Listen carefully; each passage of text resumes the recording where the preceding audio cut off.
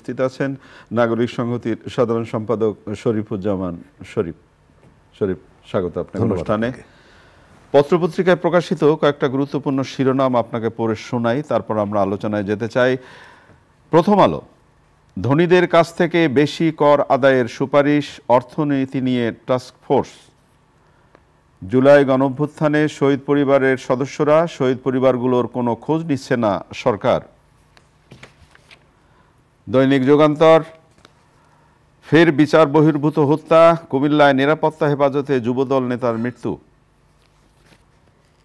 দৈনিক সমকাল, ধান আবাদের সুসময়ে চাষির দুঃসময়।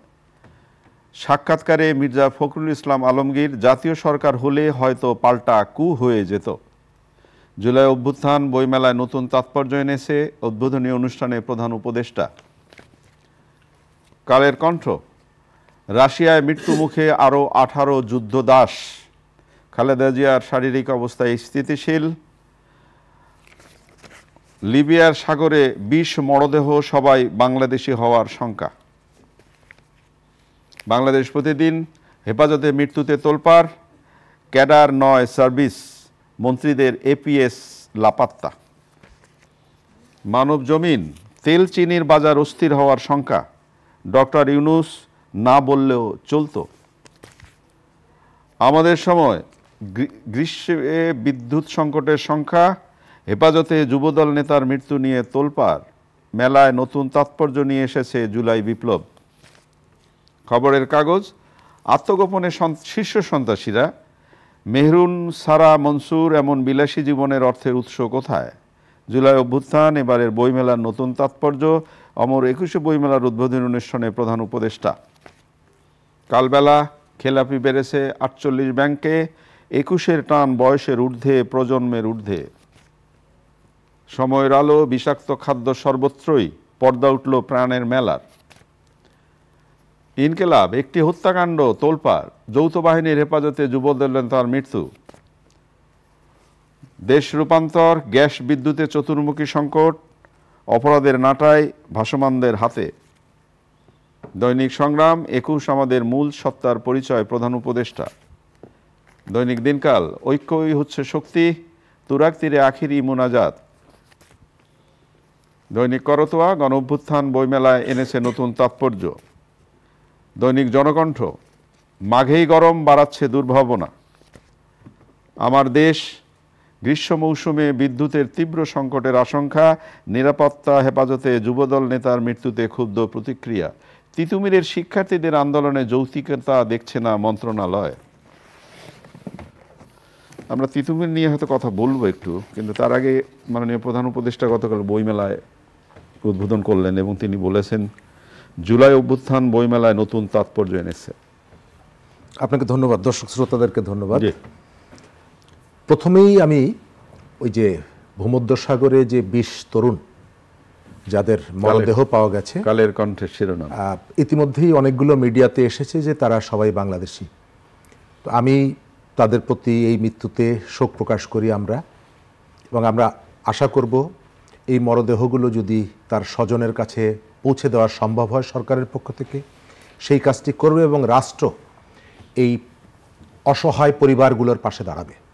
একই সঙ্গে আমরা আশা করি যে আমাদের অভিবাসনটা আরও কতটুকু নিরাপদ করা যায়, রাষ্ট্রের পক্ষ থেকে সেই ধরনের সক্রিয় উদ্যোগ থাকা দরকার। আমরা প্রবাসীদের যে ঘামে, তাদের রক্তের উপরে আমাদের এই ইকোনমিটার যে ভিত্তি, তার অনেকগুলো বড় পিলার হচ্ছে এই প্রবাসীদের ঘামের উপরে। কিন্তু লক্ষণীয় ব্যাপার হচ্ছে যে তাদেরকে যে ধরনের ফিডব্যাকটা দেওয়া দরকার, সেই ফিডব্যাকটা আমরা অনেক সময় দেই না। আমরা সরকারের কাছে অনুরোধ করব এই অসহায় পরিবারগুলোর পাশে রাষ্ট্র তার সমস্ত শক্তি নিয়ে তাদের পাশে দাঁড়াবে। আপনি যেহেতু প্রসঙ্গ তুললেন, রাশিয়ায় মৃত্যুমুখে আরও 18 যুদ্ধদাস। কালের কণ্ঠের অনুসন্ধানমূলক প্রতিবেদন, এবং এখানে যেটা বলা হচ্ছে যে ইউরোপের উন্নত দেশে পা ফেললেই ঘুরে যাবে ভাগ্যের চাকা। দালালের এমন প্রলোভনে পড়েন নাটোরের সিংড়া উপজেলার হুলহুলিয়া গ্রামের হুমায়ুন কবির। জমি বন্ধক রেখে 18 লাখ টাকা তুলে দেন দালালের হাতে। ভাগ্য বদলের যে স্বপ্ন বুকে নিয়ে দেশ ছেড়েছিলেন, তা স্বপ্নই থেকে গেল। সে বিদেশে যেয়ে দালালের খপ্পরে পড়েছে রাশিয়ায়, এবং রাশিয়ার লোকজন তাকে নিয়ে যুদ্ধের জন্য তাকে তৈরি করেছে, কিন্তু তিনি আর ফেরত আসেন। এটি এর গতকালকেও দেখলাম। তো যারা এই ঝুঁকিটা নেন, সবসময় যে কেউ তাকে প্রলুব্ধ করে বিষয়টি এরকমের না। কারণ আপনি মানে জানছেন, আপনি দেখছেন মৃত্যু, যে এই যে মৃত্যু, জীবন এবং মৃত্যুর মাঝামাঝি আর কিছু নেই। তো এর পরেও হয়তো আমাদের এখানে আপনি বলতে পারেন যে কাজের সেই পরিবেশ নাই, আবার কেউ কেউ এখানে কাজ কিন্তু করছে। তো আমি এই কাজগুলোতে যারা যুক্ত হন, যারা যান, দেখে শুনে যাওয়াটা এবং তাদের পরিবারের পক্ষ থেকেও সচেতন থাকা। বইমেলার যেটি বলেছেন, বইমেলা নিয়ে গতকালকে থেকে আলোচনা শুরু হয়েছে এই কারণে যে আমাদের বাঙালির জাতিসত্তার সাথে, আমাদের অগ্রগতির সাথে, আমাদের প্রগতির সাথে বইমেলার একটা আত্মিক সম্পর্ক আছে। আমাদের যে চেতনার বাতিঘর 21শে ফেব্রুয়ারি, তার সাথে এই বইমেলার একটা সম্পর্ক আছে এবং যে 52 থেকে আমাদের যাত্রাটা শুরু, আরো দ্রুত যাত্রাটা আমরা করলাম। বইমেলা ঘিরে কতগুলো রাজনীতি আছে, বইমেলাকে নিয়ে কতগুলো রাজনীতি আছে। গতকালকের বইমেলায় অনেকেই সোশ্যাল মিডিয়ায় দেখেছেন যে বইমেলাকে ঘিরে যে আয়োজন অন্যান্য বছরের তুলনায় অনেকেই বলছে বেশ সুশৃঙ্খল আয়োজন। আবার ব্যবস্থাপনার ক্ষেত্রে কতগুলো জায়গায় প্রশ্ন উঠেছে, বিশেষ করে একটা ডাস্টবিন স্থাপনকে কেন্দ্র করে সোশ্যাল মিডিয়াতে এসেছে, অন্যান্য জায়গাগুলোতে আলোচনায় আসছে। আমি যেটা মনে করি, এবং এটি রাগঢাক করার কোনো বিষয় নেই, পরিষ্কার দেখা গেছে যে সাবেক প্রধানমন্ত্রী পতিত পলাতক শেখ হাসিনার ছবিকে ব্যবহার করে ডাস্টবিন নির্মাণ করা হয়েছে। বইমেলাটা কিন্তু আমরা একটা পরিচ্ছন্ন বইমেলা চাই, যে বইমেলার সঙ্গে পেছনে রাজনীতি থাকবে কিন্তু আপনি এর সাথে রাজনীতিকে মেলাবেন না, এটি আমাদের প্রত্যাশা। মানে আপনি যেটা বলতে চাইছেন যে বইমেলা থাকুক, বইমেলা থাকবে। আপনি পাঠকের আকৃষ্ট করার জন্য, পাঠককে একটা স্বস্তিদায়ক পরিবেশ নিশ্চিত করার দায়িত্বটা অথরিটির। তবে কালকের এই যে দৃশ্যটা আমরা দেখেছি, আমার ধারণা এটি সরকারের সিদ্ধান্ত, কারণ সেখানে যা কিছু হচ্ছে সংস্কৃতি মন্ত্রণালয়ের তাদের অনুমোদন ছাড়া, বাংলা একাডেমির সম্মতি ছাড়া এগুলো কিছুই হয়নি। এবং যেহেতু এটি খুব আলোচনার বিষয়, সেই কারণে আমি কথাগুলো বলছি। আপনি ঘৃণা প্রকাশ করার নানা মাধ্যম আছে। আমাদের সাবেক প্রধানমন্ত্রী শেখ হাসিনা, তার প্রতি মানুষের রাগ আছে, ক্ষোভ আছে, ঘৃণা আছে, তাকে গণহত্যার জন্য বিচারের মুখোমুখি দাঁড় করানোর দাবি আছে। আবার তাকে কিছু মানুষ এখন পর্যন্ত তাদের আস্থার জায়গায়ও রেখেছে। তো আপনি একজন মানুষের প্রতি ঘৃণা প্রকাশ করবেন, বিচার করবেন, এই যে কথাগুলো আমি বললাম, আপনি যেখানে সেখানে তো বিচার করতে পারেন না, কতগুলো প্রসিডিওর আপনাকে মেনটেন করতে হয়। একইভাবে আমি মনে করি ঘৃণা প্রকাশ করার জন্য আপনার কতগুলো স্পেসিফিক মাধ্যম আছে। টিএসসিতে তাকে কেন্দ্র করে যে ঘৃণা স্তম্ভটি হয়েছে, আচ্ছা এই ঘৃণা স্তম্ভটি নিশ্চয়ই আমাদের সচিবালয়ের গেটের মধ্যে কেউ যদি বানাতে চান, সরকার সেটিকে অ্যালাউ করবেন না, কারণ প্রত্যেকটা বিষয়ের একটা নির্দিষ্ট জায়গা। একটা ব্যাপার যেটা হয় যে এরকম যুগান্তকারী গণঅভ্যুত্থানের পরে এরকমের ঘটনা ঘটে এবং এটা ঘটবেই, কিন্তু আপনি যেটা বলতে চাইছেন যে শালীনতার জায়গা থেকে, শালীন জায়গা থেকে, প্রতিবাদের ভাষার জায়গা থেকে বোধ করি এমন একটা বিষয় থাকা উচিত যেটা অন্যকে বিব্রত না করে। আমি ওইটাই বলছি আর কি, যে আপনি আপনার ঘৃণাটা প্রকাশ। আমরা এই অনুষ্ঠানে আরো কিছু আলোচনা আমাদের আছে। আমার এই জায়গাটায় আপনার মনে হয় যে গত বছর আপনার মনে আছে পুরো বইমেলাটা মোস্তাক এবং তিশার অসম প্রেম। আমরা এবারও এরকমের এমন কোন কাজ যাতে না করা হয়, গুরুত্বপূর্ণ কথা বলছেন, যে কাজটা বইমেলার পবিত্রতাকে, তার বইমেলার প্রতি অ্যাটেনশনকে, তার যে ভাব গাম্ভীর্য সেটিকে নষ্ট করে, একেবারে ছোট্ট করে ছেলে খেলা যাতে না হয়। একেবারে ছোট্ট করে একটু বলতে চাই যে আমরা বলি না যে পারিষদ বলে তার শতগুণ। এই যে একটা সংবাদ আমরা পেলাম, একজন ছোট্ট লেখক হিসেবে আমি খুব অবাক হয়েছি যে আমি বই লিখবো, আমি উপন্যাস লিখবো, সেইটা একজন পুলিশ কর্মকর্তা বললেন এটা হয় বাংলা একাডেমিকে, না হলে পুলিশকে দেখিয়ে নিতে হবে। ভাই তাহলে কি করব? যদিও আমাদের সংস্কৃতি উপদেষ্টা বলেছেন যে এটা হাস্যকর না, এখন হাস্যকর ঠিক আছে, কিন্তু একই সাথে আপনাকে বলতে হবে যে পুলিশ কর্মকর্তার কোন ক্ষমতা বলে এই কথাটি বলছেন। নিশ্চয়ই এই কথাগুলো বলার জন্য আপনি পুলিশ কর্মকর্তাকে, আমাদের এখানে পুলিশের সার্ভিসটা মানে বাড়ানোর জন্য আপনার খেয়াল আছে একসময় পুলিশ ছিল, এখন নৌ পুলিশ, রেল পুলিশ, নদীর মধ্যের পুলিশ, কিনারের পুলিশ, অনেক রকমের শিল্প পুলিশ আপনি তৈরি করেছেন। হঠাৎ করে আমরা দেখছি যে ওই যে পাণ্ডুলিপি পাঠ পুলিশ আলাদা একটা আপনি তার যোগ্যতা কতটুকু, তবে আমি মনে করি যে এটি যেহেতু স্পর্শকাতর একটা বিষয়, এই ধরনের বিষয়গুলোকে মানে দায়িত্বহীনভাবে যে বক্তব্যটা দেওয়া এবং একটা বিতর্ক তৈরি করেছে, তো উপদেষ্টা বললেই তো হবে না। উপদেষ্টার গতকালকে উচিত ছিল মানে পুলিশ কর্মকর্তাকে ডেকে জিজ্ঞেস করা যে কোন এখতিয়ার বলে আপনি এই কথাটি বলেছেন, এই দায় দায়িত্ব আপনাকে কে দিয়েছে, যেহেতু প্রশ্নটা তুলেছেন। এবং এই ঘটনাগুলো তো ঘটেছে বিভিন্ন সময়, গত বছর আমরা দেখেছি, তার আগের বছর দেখেছি, নানাভাবে বইকে কেন্দ্র করে মানুষ হয়রানি হয়েছে, লেখক হয়রানি হয়েছে। সুতরাং এই বক্তব্যটা আপনি যতই অস্বীকার করেন না কেন, আমার মনের মধ্যে একটা শঙ্কা তৈরি হলো। আমরা অনেকগুলো জায়গায়, আপনি আজকের মিডিয়াতে দেখবেন আহতরা তারা রাস্তায় বসে বিক্ষোভ করছে, তুমি তোমার শহীদ পরিবারগুলোর কোনো খোঁজ নিচ্ছে না কেউ। আমরা এর আগে দেখেছি মুক্তিযুদ্ধকে সেল করে অনেকেই একেবারে নানা কিছু হয়েছে, এখন দেখছি অভ্যুত্থানের চেতনাকে বিক্রি করে একটা অংশ যা খুশি তাই করছে। এবং এই জায়গাগুলো আপনি এত, ওই যে একটা কথা আছে না যে তুই যদি এত ভালো গভর্নমেন্ট হবি আমার এত কষ্ট কেন, তো আপনারা যদি এত ভালো ম্যানেজার হন, আপনারা যদি এত ভালো দায়িত্বশীল, এই শহীদরা 6 মাসে নামের তালিকাটা আপনি ফাইনাল করতে পারেননি, আহতরা চিকিৎসা পাচ্ছে না, শহীদরা তাদের সহযোগিতা পাচ্ছে না, আর আপনি এসে পলিটিক্যাল ইস্যুতে, নানা ইস্যুতে এবং নতুন নতুন বিতর্ক আপনি তৈরি করছেন। এটি অনাকাঙ্ক্ষিত, এটি অপ্রয়োজনীয় এবং মূল কাজকে থেকে দূরে গিয়ে ফোকাসটা আপনি অন্যদিকে নিয়ে যাচ্ছেন, এটি প্রয়োজন নেই। কিন্তু অহেতুক কতগুলো বিতর্ক তৈরি করছেন এবং অতি উৎসাহী কোনো মানুষকে দেখা যাচ্ছে যাদেরকে গত 10 বছর 12 বছর 15 বছরে দেখি নেই, তাদের সেক্টরের অনেকেই 15 বছরে দুঃশাসনের বিরুদ্ধে কথা বলে জেলে গেছেন, রক্তাক্ত হয়েছেন। আমি মাহমুদুর রহমান সহ অনেকের কথা বলছি, রক্তাক্ত হয়েছেন, কিন্তু তখন যাদেরকে টিকিটা খুঁজে পাওয়া যায় না, দেখা যায়নি, তারা এসে এখন হচ্ছে জাতির সমস্ত কর্ণধার, সমস্ত নীতি। এই যে যুবদল নেতার মৃত্যু, হেফাজতে যে মৃত্যু, এই সময়ও কি এটা কাঙ্ক্ষিত? এই সময়ে কাঙ্ক্ষিত না, কিন্তু এটি হচ্ছে, এটি কিন্তু প্রথম ঘটনা না। এর আগে আমার স্মৃতি বলছে আরো 3টি ঘটনা ঘটেছে। গাইবান্ধাতে এরকমের 2টো ঘটনা ঘটেছে, কিন্তু গাইবান্ধায় যখন ঘটনা ঘটেছিল তারা ছিল পলাতক বা পালিয়ে যাওয়া আওয়ামী লীগের অনুসারী। আচ্ছা, তো সেই কারণে যেহেতু তারা আওয়ামী লীগের অনুসারী, আমাদের কাছে হয়েছে কি, আমরা আসলে অপরাধ বিবেচনায় আমরা রাজনৈতিক অ্যাফিলিয়েশন দেখি, আপনি কোন পক্ষে, আপনি কি আমার পক্ষে নাকি সেই পক্ষে। গতকালকের ঘটনা এটা অবশ্যই নিন্দনীয়, হেফাজতে যে কোনো ধরনের মৃত্যু নিন্দনীয়, শেখ হাসিনার সময় যেগুলো হয়েছে সেগুলো নিন্দনীয়, ডক্টর ইউনূসের সময় যেগুলো হচ্ছে সেগুলো নিন্দনীয়। আপনি এগুলোকে যদি ওই ডিভিশন করেন তাহলে আপনি অপরাধকে দমন করতে পারবেন না। গতকাল পরশুদিনের ঘটনার পর আইএসপিআর থেকে একটা প্রতিক্রিয়া জানানো হয়েছে, প্রধান উপদেষ্টার কার্যালয় থেকে প্রতিক্রিয়া জানানো হয়েছে।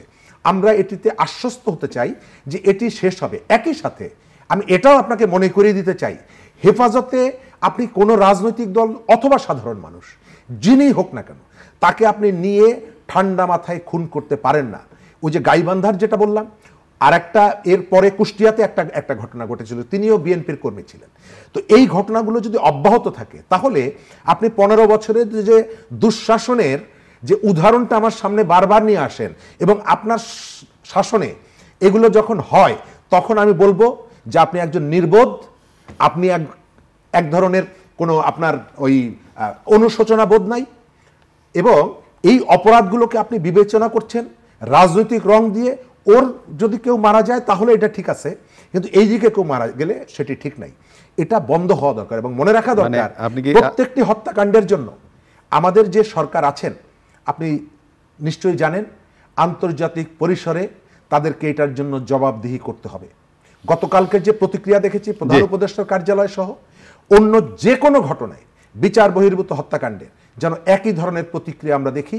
মানুষ মারা গেলে তার রাজনৈতিক পরিচয় বিবেচনা না করে মানুষ হিসাবে বিবেচনা করতে হবে। তিতুমির কলেজ মানে গত কয়েকদিনে যে জিনিসটা হচ্ছে যে কোন পক্ষে দাঁড়াবো, মানে জিনিসটা আমার প্রিয় সন্তানেরা, ছাত্রছাত্রীরা যে আন্দোলন করছে সেটার পক্ষটা কতটা যৌক্তিক, জনগণের যে ভোগান্তি হচ্ছে এই রাস্তাটা দিয়ে মানুষ যেতে পারছে না, কতটা যৌক্তিক, জনগণ কি তাহলে চ্যাপ্টা? প্রথম জায়গাটা হলো শিক্ষার্থীরা পড়াশুনো করতে চায়, একটা বেটার এনভায়রনমেন্ট চায়, আমি তাদের সেই কনসেপ্টটাকে রেসপেক্ট করি। বিশ্ববিদ্যালয় তবে একই সাথে বিশ্ববিদ্যালয় দিয়েই সম্ভব। তবে একই সঙ্গে বলি যে একেবারে প্রত্যেকটা কলেজকে বিশ্ববিদ্যালয় করে দিতে হবে, এই যে গো ধরা, এই যে জিত করা, আমার কাছে এখানে মনে হচ্ছে এক ধরনের জিত করছে তারা। এবং আপনি যে শক্তি প্রয়োগ করছেন, শক্তি প্রদর্শন করছেন, যদিও শক্তি প্রদর্শন করে কোনো কিছু অন্যায় কাজও আদায় করে নেওয়া যায়, সেই উদাহরণটা এই সরকার দেখিয়েছে। কবে? ইন্টারমিডিয়েট পরীক্ষা বাতিল করার মধ্য দিয়ে 200-250 শিক্ষার্থী সচিবালয়ে গেছেন, ঘেরাও করেছেন, দাবি আদায় করে নিয়ে এসেছেন। সরকার ইতিমধ্যে 7 কলেজ নিয়ে একটা সিদ্ধান্ত গ্রহণ করতে যাচ্ছে। আজকে তার ভেতর থেকে বেরিয়ে এসে একটা কলেজের শিক্ষার্থীরা ওই যে পড়াশোনার প্রতি অদম্য ইচ্ছা থেকে, আমি সেটিকেই মিন করছি যে হ্যাঁ, তারা পড়াশোনা করতে চায়, ভালো একটা পরিবেশে পড়তে চায়, কিন্তু এই যে কাজটি আপনি করছেন এর ভেতর থেকে আপনি বুঝতে পারছেন না যে কত বড় একটা বিপদের দিকে আপনি চলে যাচ্ছেন। কেন? আপনি যদি তিতুমির কলেজকে বিশ্ববিদ্যালয় করে দেন, কালকে যদি ওই ইডেন কলেজ তাকে আলাদা বিশ্ববিদ্যালয় করার জন্য আজিমপুর অবরোধ করে, নিউ মার্কেট অবরোধ করে, এই যে প্রবণতার দিকে আপনি ঠেলে দিচ্ছেন। এবং এটি আপনি কেন করছেন জানেন?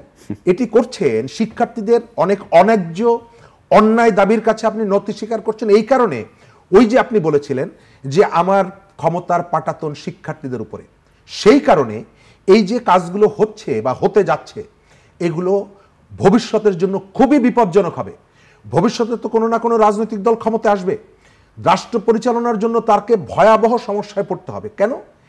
কালকে যদি ঢাকা কলেজ, গুরুত্বপূর্ণ একটা জায়গায়, তাই তো, ঢাকা কলেজ বলবো যে আমাকে বিশ্ববিদ্যালয় করতে হবে নিউ মার্কেট এলাকায়, তা না হলে আমি অবরোধ করে রাখবো। তো এই যে ঘটনাগুলো শুধু ঢাকা তো না, ঢাকার বাইরেও তো এরকমের বহু পুরনো বিশ্ববিদ্যালয় কলেজগুলো আছে। সেই কলেজগুলোতেও আপনি যে উস্কানিটা এখান থেকে প্রমোট করছেন, এর ভয়াবহ অবস্থাটা আপনি অনুধাবন করতে পারছেন না। আমি সরকারের কাছে অনুরোধ করব, এই যে শিক্ষার্থীরা, তাদেরকে ডেকে বোঝানো যে ছাত্রনেতারা, সরকার তো অলরেডি একটা সিদ্ধান্তের জায়গায় গেছে যে 36 জুলাই নামে সরকারের সিদ্ধান্তর যে জায়গাগুলোতে অনেকগুলো জায়গায় আমার যেটা ধারণা যে আপনি আবেগের বশবর্তী হয়ে কতগুলো সিদ্ধান্ত গ্রহণ করছেন।